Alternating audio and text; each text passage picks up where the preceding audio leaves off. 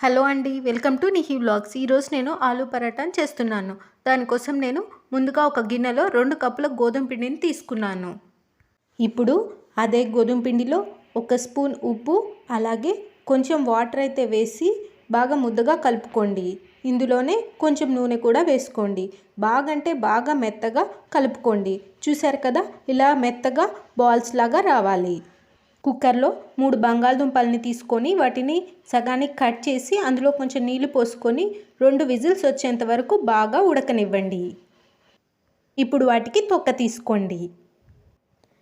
వాటిని బాగా మెత్తగా మ్యాష్ చేసుకోండి. ఇప్పుడు ఒక గిన్నెలో ఉడికించిన మ్యాష్ చేసుకున్న బంగాళదుంపలు, ముక్కలుగా కట్ చేసుకున్న ఒక ఉల్లిగడ్డ, కొంచెం ఉప్పు, జీరా పౌడర్, చాట్ మసాలా పౌడర్, గరం మసాలా, పసుపు, కొంచెం కారం, పచ్చిమిర్చి, ధనియాల పొడి, కొత్తిమీర వేసుకొని మెత్తగా కలుపుకోండి.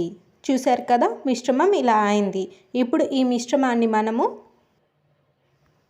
చపాతీ రుద్దుకొని చిన్నగా దాని మీద ఇలా వేసుకోండి. ఇప్పుడు దాన్ని క్లోజ్ చేసుకోండి. క్లోజ్ చేసుకున్న తర్వాత చేయితోటి బాగా అద్దుకోండి. ఇలా రెడీ చేసుకోండి. రెడీ చేసుకున్న దీన్ని వెన్నతోటి అటు ఇటు కాల్చుకోండి. ఇప్పుడు నేనైతే పెనం మీద ఈ చపాతీని వేసేసి అటు ఇటు నేను వేయిస్తున్నాను. బాగా 2 వైపులా ఎర్రగా కాలనివ్వండి. మీ దగ్గర వెన్న లేకపోతే నెయ్యి వేసుకోండి. చూసారు కదా, ఇలాగ పరోటాలు అయితే రెడీ అయిపోయాయి. 2 వైపులు కాల్చుకున్నాను. దీనిని మీరు పెరుగు చట్నీలోకి, పుదీనా చట్నీలో కలుపుకొని తింటే చాలా బాగుంటుంది.